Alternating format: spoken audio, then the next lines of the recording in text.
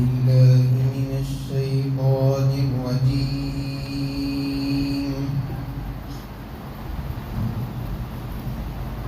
بسم الله الرحمن الرحيم.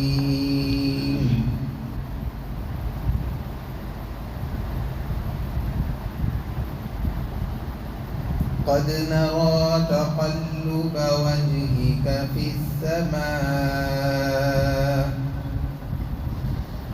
فلنولينك قبلة ترضاها فول وجهك شطر المسجد الحرام وحيث ما كنتم فولوا وجوهكم شطره وإن الذين أوتوا الكتاب ليعلمون أنه الحق من ربهم وما الله بغافل عما يعملون. ولئن أتيت الذين أوتوا الكتاب بكل آية ما تبعوا قبلتك وما أنت بتابع قبلتهم وما بعضهم بتابع قبلة بعض ولئن اتبعت أهواءهم من بعد ما جاءك من العلم إنك إذا لمن الظالمين. الذين آتيناهم الكتاب يعرفونه كما يعرفون أبناءهم وإن فريقا منهم ليكتمون الحق وهم يعلمون. الحق من ربك فلا تكونن من الممترين. صدق اللہ العظیم.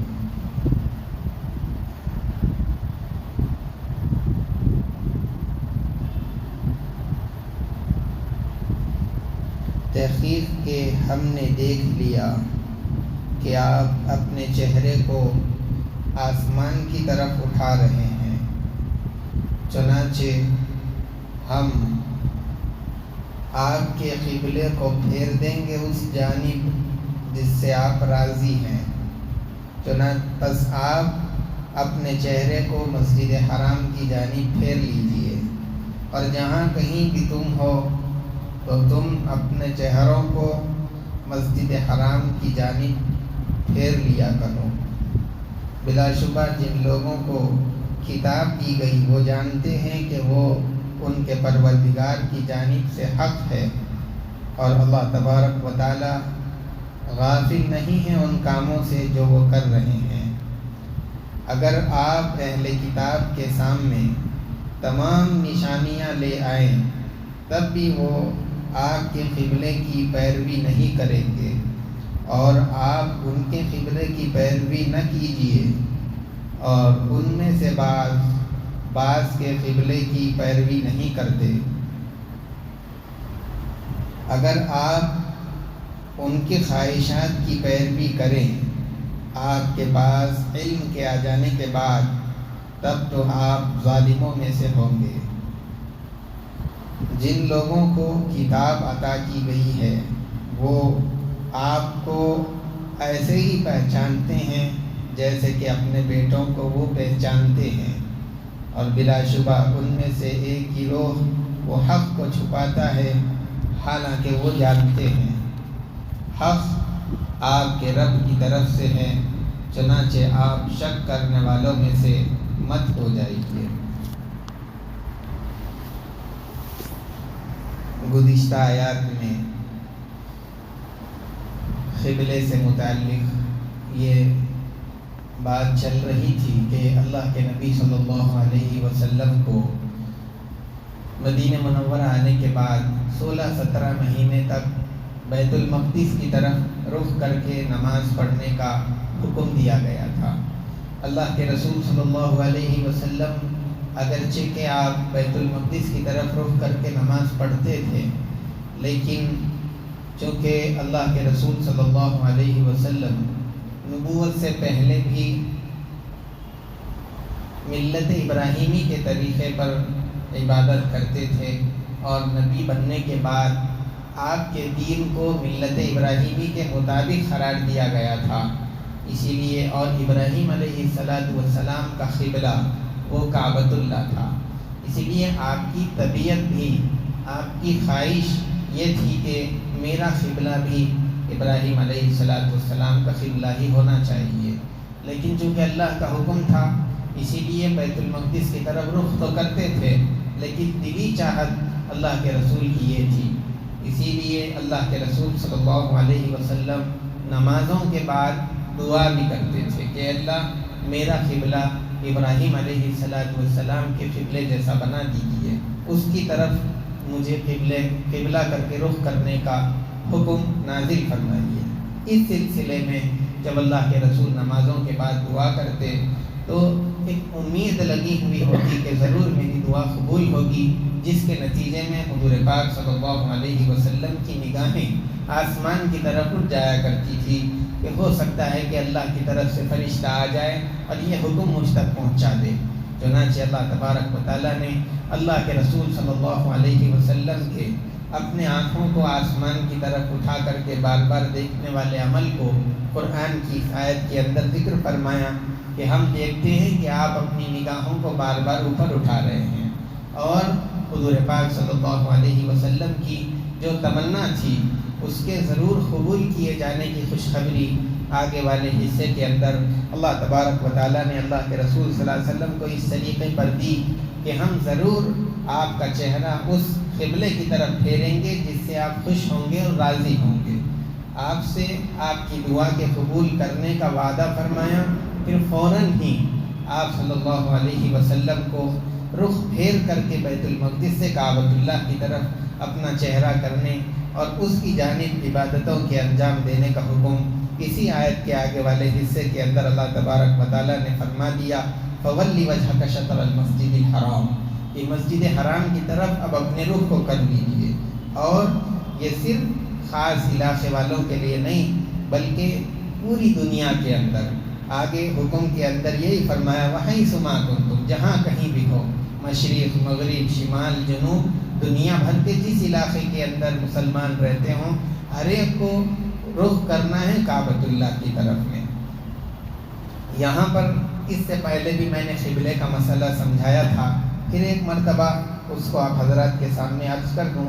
قبلہ کعبہ مسلمانوں کا قبلہ ہے، کعبۃ اللہ یہ اگر آدمی کو اس بات کا پابند بنا دیا جائے کہ وہ برابر کعبۃ اللہ کی طرف میں رخ کرے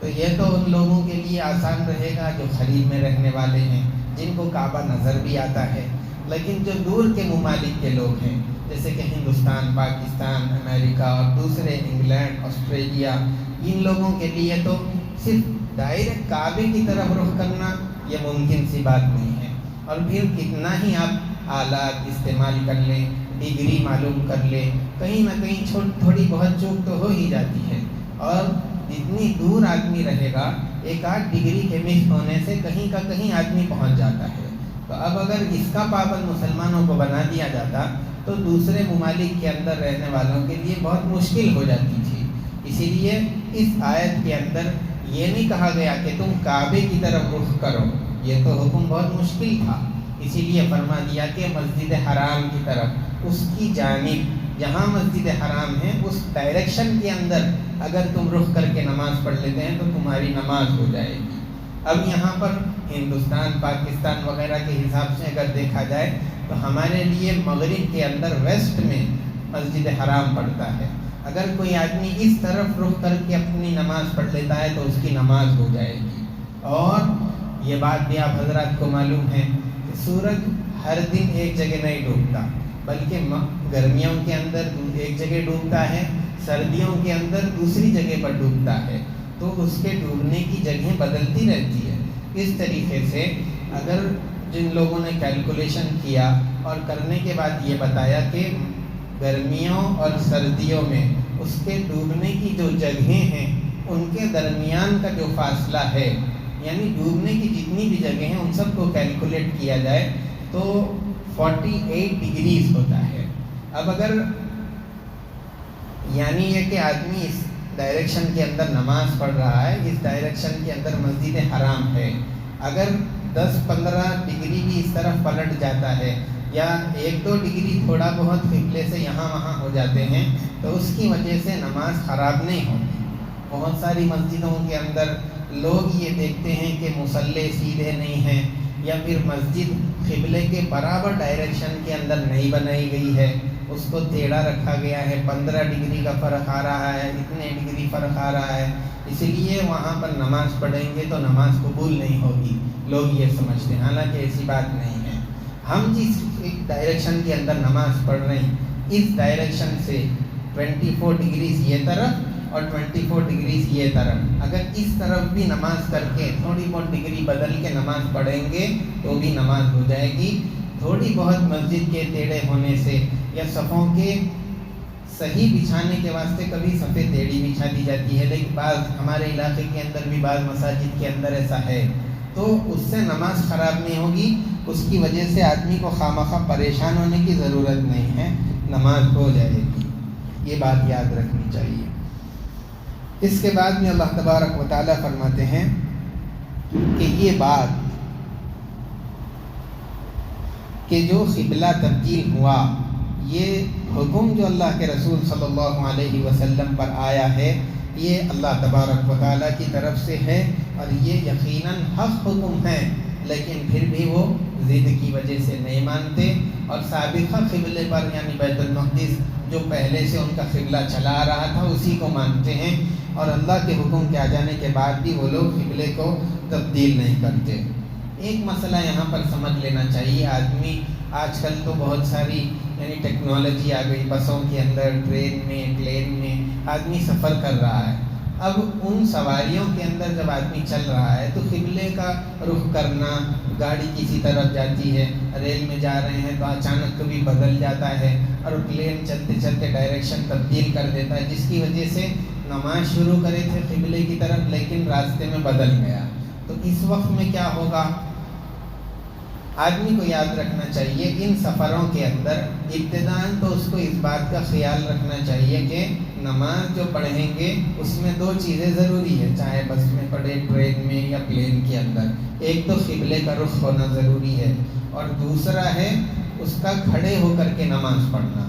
بہت سارے لوگ یہ سمجھتے ہیں کہ اب بس کے اندر یا ٹرین کے اندر پڑھیں گے تو ہم کھڑے نہیں رہ سکتے کیونکہ اگر کھڑے رہیں گے تو راستہ بند ہو جائے گا، یہ سوچ کر کے معمولی چیزوں کی وجہ سے یا تو نماز چھوڑ دیتے ہیں یا نہیں تو بیٹھے بیٹھے ہی اپنے سیٹ پر نماز پڑھ لیتے ہیں۔ یہ ایسے عذر نہیں ہے کہ اس کی وجہ سے آپ بیٹھ کر کے نماز پڑھیں، بلکہ آپ ایسی جگہ ٹرین کے اندر تلاش کیجئے جہاں پر آپ کھڑے رہ کر کے قیام کے ساتھ نماز پڑھ سکتے ہیں۔ قیام اور قبلے کا رخ ہونا،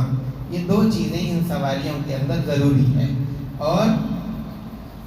اولاً تو یہ دیکھنا چاہیے کہ گاڑی اگر کسی اسٹیشن پر رکتی ہے یا پھر پلین لینڈ ہونے کے بعد وہاں جانے کے بعد نماز کا وقت اگر باقی رہتا ہے تو نماز کو مؤخر کر دیجیے، اسٹیشن جب آ جائے یا ایئرپورٹ جب آ جائے تو وہاں اتر کر کے آدمی کو نماز پڑھنا چاہیے۔ اور اگر کوئی مجبوری ہے کہ وہاں پہنچنے تک نماز کا وقت ختم ہو جائے گا یا پھر ٹرین کے اندر اتنا زیادہ رش ہے کہ آپ کے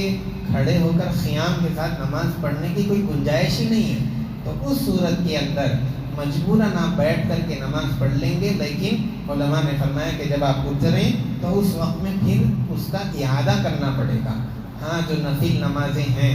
ان کے لیے قبلے کا رخ قیام اگر نہیں ہوتا ہے تو چل جائے گا، اور اگر قبلے کے رخ پر آپ نے نماز شروع کی نفل لیکن پھر ٹرین یہاں وہاں پلٹ گئی، سواری ادھر ادھر کو مڑ گئی، اس کی وجہ سے نفل نماز پر فرق نہیں پڑے گا، لیکن فرض کے اندر یہ چیز قابل قبول نہیں ہوگی، وہ نماز کو دوبارہ دہرانا پڑے گا۔ یہ تھوڑے سے مسائل ہیں قبلے سے متعلق۔ آگے والی آیت کے اندر اللہ تبارک و تعالیٰ فرماتے ہیں کہ وَلَئِنْ أَتَيْتَ الَّذِينَ أُوتُوا الْكِتَابَ بِكُلِّ آيَةٍ مَا تَبِعُوا قِبْلَتَكَ، اللہ کے رسول صلی اللہ علیہ وسلم کے لیے کعبۃ اللہ کو قبلہ بنا دیا گیا، اور ایک مرتبہ اللہ کے رسول صلی اللہ علیہ وسلم کے پاس ایک وفد آیا نجران سے، اس کے اندر 70 عیسائی لوگ تھے، اس میں بعض عوام میں سے تھے اور بعض ان کے علماء، ان کے راہب بھی اس کے اندر آئے ہوئے تھے۔ جب وہ مدینے کو آئے، اللہ کے رسول صلی اللہ علیہ وسلم سے ملاقات کی، آپ نے صحابہ کو بلایا اور صحابہ سے مشورہ کیا کہ ان کو کہاں پر ٹھہرائیں گے۔ صحابہ نے کہا کہ ہمارے پاس تو اتنی بڑی جگہ ہے نہیں کہ سب کو ایک ساتھ ایک جگہ پر انتظام کر سکے۔ تو پھر حضور نے یہ تجویز پیش کی کہ ایسا کرتے ہیں کہ ایک آدمی ان کے دو کو اپنے مہمان بنا کر کے لے جائے، اپنے پاس رکھے۔ اللہ کے رسول صلی اللہ علیہ وسلم ان کے پاس آئے اور ان کے جو ذمہ دار تھے اس آنے والوں میں جماعت میں ان سے بات کی۔ انہوں نے کہا کہ ہم اس طریقے سے تقسیم نہیں ہوں گے، ہم ایک ساتھ رہنا پسند کریں گے۔ ان کے جو راہب تھے ان لوگوں نے یہ سوچا کہ اگر یہ عوام ہیں، ہم نے ان کو اپنا خائل بنا کے رکھا ہے اور ہمارا ان پہ اثر ہے، اگر یہ لوگ ہم سے جدا ہو جائیں گے، مسلمانوں کے گھروں میں 2 3 رہیں گے تو یہ مسلمانوں سے متاثر ہوں گے اور مسلمانوں سے قریب ہو کے ان سے مائل ہو جائیں گے اور ممکن ہے کہ وہ اس دین کو بھی قبول کر لیں۔ اسی لیے ان لوگوں نے اس بات کو پسند نہیں کیا کہ وہ ہم سے دور نہ ہوں۔ انہوں نے کہا کہ ہم رہیں گے تو ایک ہی ساتھ رہیں گے۔ اللہ کے رسول صلی اللہ علیہ وسلم نے فرمایا کہ ہمارے پاس تو مسجد کے علاوہ اتنا بڑا انتظام کرنے کے لیے کوئی جگہ نہیں ہے۔ انہوں نے کہا کہ پھر ہم مسجد کے اندر رہیں گے، اور انہوں نے کہا کہ ہمیں نماز پڑھنا بھی ہوگا، ہماری عبادت بھی کرنی ہوگی، اور ہم اپنے قبلے کی طرف رخ کر کے عبادت کریں گے۔ اللہ کے رسول صلی اللہ علیہ وسلم نے ان کو اجازت دی، اور آپ نے صحابہ اکرام رضوان اللہ علیہ مجمعین سے فرمایا کہ وہ جو کرتے ہیں ان کو کرنے دو اور ان سے کچھ مت کہو۔ اس موقع پر اللہ تبارک و تعالیٰ کی طرف سے آیت نازل ہوئی کہ اگر آپ ان کے سامنے دنیا بھر کی نشانیاں بھی لا کر کے رکھ دیں گے تو وہ اپنے قبلے کو چھوڑ کر آپ کے قبلے کو ماننے والے نہیں ہیں۔ یہ آیت کے اندر اسی کا ذکر اللہ تبارک و تعالیٰ نے فرمایا کہ اگر آپ دنیا بھر کی نشانیاں ان کے سامنے رکھ دیں تو بھی وہ آپ کے قبلے کو نہیں مانیں گے۔ لیکن حضور پاک صلی اللہ علیہ وسلم کو بھی اس حکم اس آیت کے اندر اور اللہ کے رسول کے ذریعے سے پوری امت کو یہ تعلیم دے دی گئی۔ وہ جس طریقے سے غلط ہونے کے باوجود اپنے فیصلے پر جمے ہوئے ہیں، آپ اپنے قبلے پر جو کہ حق قبلہ ہے اس پر جم جائیے۔ ایسا نہیں ہونا چاہیے کہ وہ لوگ اس کو مان رہے ہیں لہذا آپ بھی ان کی طرف چلے گئے، ایسا نہیں۔ جب وہ جماؤ دکھا رہے ہیں تو آپ بھی اپنے فیصلے کے اندر جمے رہیے۔ اور آگے یہ بات بھی فرما دی کہ یہود اور نصارہ یہ لوگ مسجد اقصی اور بیت المقدس کو قبلہ مانتے ہیں، لیکن یہودی مسجد اقصی کو قبلہ مانتے ہیں اور عیسائی یہ مسجد اقصی کے بازو میں جو علاقہ ہے، جو حصہ ہے شمالی جانب، اس کو قبلہ مانتے ہیں۔ تو گویا کہ ان لوگوں کا بھی قبلہ الگ الگ ہے، عیسائیوں کا الگ ہے اور یہودیوں کا الگ ہے۔ اسی کو یہاں ذکر کیا گیا ہے کہ یہ جو اہل کتاب ہے ان میں سے بعض کو نہیں مانتے، عیسائی یہودیوں کے قبلے کو نہیں مانتے اور یہودی عیسائیوں کے قبلے کو نہیں مانتے ہیں۔ وَمَا بَعْضُهُمْ بِتَابِعٍ قِبْلَةَ بَعْضٍ، ان میں سے بعض کے قبلے کو نہیں مانتے۔ وَلَئِنِ اتَّبَعْتَ أَهْوَاءَهُمْ، جب یہ دونوں آپس میں ایک دوسرے کو قبلے میں نہیں مان رہے ہیں تو آپ بھی ان کے قبلے کو مت مانیے۔ اگر بالفرض آپ اور اللہ کے رسول صلی اللہ علیہ وسلم کے ذریعے سے پوری امت میں سے کوئی ایک آدمی بھی اگر ان کی خواہش پہ چلے گا، اللہ کے رسول کے ذریعے سے حق کے معلوم ہو جانے کے بعد، اللہ کے پاس سے حق کے آ جانے کے بعد کہ اصل قبلہ کعبۃ اللہ ہے، یہ معلوم ہو جانے کے بعد وحی کے ذریعے سے اگر کوئی ان لوگوں کی خواہش پر چلتا ہے تو وہ آدمی ظالم ہوگا۔ اس آیت کے اندر اسی کو بیان کیا گیا۔ وَلَئِنِ اتَّبَعْتَ أَهْوَاءَهُمْ مِنْ بَعْدِ مَا جَاءَكَ مِنَ الْعِلْمِ إِنَّكَ إِذًا لَمِنَ الظَّالِمِينَ۔ اللہ تبارک و تعالیٰ نے آگے یہودیوں سے متعلق ایک بات ادھر فرمائی ہے، الَّذِينَ آتَيْنَاهُمُ الْكِتَابَ يَعْرِفُونَهُ كَمَا يَعْرِفُونَ أَبْنَاءَهُمْ۔ یہ جو یہودی ہے، یہ جو اہل کتاب ہے، آدمی جس طریقے سے ایک بڑے مجموعے کے اندر اگر اپنے بیٹے کو دور سے بھی دیکھتا ہے تو اس کی شکل اور صورت دیکھ کر کے فوراً پہچان جاتا ہے کہ یہ میرا بیٹا ہے، اس کو اپنے بیٹے کے پہچاننے میں ذرا برابر شک اور شبہ نہیں ہوتا، ڈاؤٹ نہیں ہوتا کہ یہ میرا بیٹا ہے کہ نہیں ہے۔ بلکہ بغیر شک کے وہ فوراً پہچانتا ہے، ایک جھلک کے اندر پہچان لیتا ہے، اس کو سوچنے کی بھی ضرورت نہیں ہے اس چیز کے اندر۔ یہودی اللہ کے رسول صلی اللہ علیہ وسلم کی بشارت سابقہ کتابوں کے اندر اور آپ کی نشانیاں اور علامتیں سابقہ کتابوں کے اندر پڑھ رکھے تھے، ان نشانیوں، ان بشارتوں اور علامتوں کی روشنی میں وہ اللہ کے رسول صلی اللہ علیہ وسلم کو ایسے ہی پہچانتے تھے جیسے کہ آدمی اپنے بیٹے کو پہچانتا ہے۔ حضرت عبداللہ ابن سلام رضی اللہ تعالیٰ عنہ وہ فرمانے لگے ایک مرتبہ کہ ہم لوگوں کو اپنی بیویوں کے بارے میں یہ شک ہو سکتا ہے کہ ان لوگوں نے خیانت کی ہوگی، لیکن اللہ کے رسول صلی اللہ علیہ وسلم کے بارے میں، محمد کے بارے میں ہمیں ذرا برابر بھی اس میں شک نہیں ہے کہ یہ اللہ کے آخری پیغمبر ہے۔ اتنے یقین کے ساتھ وہ لوگ اللہ کے رسول صلی اللہ علیہ وسلم کو اللہ کا رسول مانتے تھے، لیکن بعض تو ایسے تھے جو حضرت عبداللہ ابن سلام رضی اللہ تعالیٰ عنہ کی طرح انہوں نے کتابوں کے اندر اللہ کے رسول کے بارے میں خوشخبری پڑھی، آپ کی نشانیوں کو دیکھا، لیکن جیسے ہی آپ کے زمانہ پایا، آپ کے سامنے خدمت میں حاضر ہوئے، فوراً اسلام قبول کر لیے۔ تو بعض تو ایسے تھے جو اسلام قبول کرتے تھے اور حضور پر ایمان لاتے تھے، لیکن بعض ایسے تھے جو ضد کی وجہ سے یہ سب چیزوں کو دل سے تو مانتے تھے لیکن زبان سے کبھی اقرار نہیں کرتے تھے، بلکہ ان چیزوں کو دل میں سچا ماننے کے باوجود ان چیزوں کو چھپا لیا کرتے تھے۔ اسی چیز کو اللہ تعالیٰ نے آگے ذکر فرمایا، وَإِنَّ فَرِيقًا مِّنْهُمْ لَيَكْتُمُونَ الْحَقَّ وَهُمْ يَعْلَمُونَ، ان میں سے ایک گروہ ایسا بھی ہے جو حق کو چھپا لیتا ہے، حالانکہ وہ جانتے ہیں کہ یہ رسول سچے ہیں اور یہ جو پیغام پہنچاتے ہیں وہ اپنے رب کی طرف سے سچا پیغام پہنچاتے ہیں۔ پھر آگے فرما دیا گیا کہ ان لوگوں سے جو لوگ اس حق کو چھپا رہے ہیں ان کو سمجھ لینا چاہیے الحق من ربک، کہ جو حق رسول پہنچاتے ہیں وہ پروردگار کی طرف سے ہوتا ہے۔ اور جب اہل کتاب انکار کر رہے ہیں کہ رسول نہیں ہیں اور اہل کتاب قبلے کا انکار کر رہے ہیں، تو کہیں مسلمان جو ابھی اسلام کے اندر داخل ہوئے تھے وہ شک میں نہ پڑ جائیں۔ ان کو یہ تاکیدی حکم فرما دیا گیا ہے کہ اہل کتاب کے شک کرنے کی وجہ سے تم شک میں پڑنے کی ضرورت نہیں ہے، کیونکہ یہ تو اللہ کی طرف سے حق ہے، الحق من ربک فلا تکونن من الممترین، چنانچہ تم شک میں سے پڑھنے والوں میں سے مت ہو جانا۔ اللہ تبارک و تعالی ہم تمام کو قرآن کریم کی ہر آیت کی روشنی میں اس سے سبق لیتے ہوئے زندگی گزارنے کی ہم کو توفیق عطا فرمائے۔ سبحان ربک رب العزت عما یصفون وسلام علی المرسلین والحمد للہ رب العالمین۔ آئندہ درس انشاءاللہ 10 نومبر کو ہوگا۔